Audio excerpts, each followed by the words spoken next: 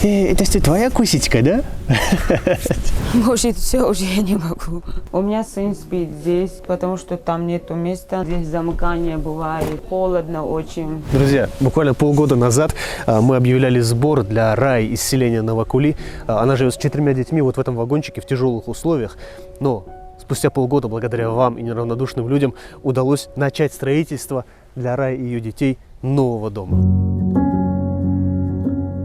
Такие эмоции, вот просто я слов не могу найти. Конечно, я очень рада, то, что у меня дом, то, что будут там мои дети жить. Я всем, конечно, очень благодарна. Поддержали меня. У меня будет своя комната, где буду я одна лично спать.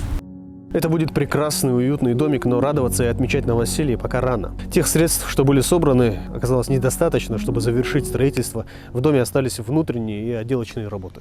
И фонд «Инсан» объявляет новый сбор на окончание строительства дома. И мы просим всех вас принять участие и подарить этим людям надежду и уверенность в завтрашнем дне. И пусть Всевышний приумножит все ваши благие дела.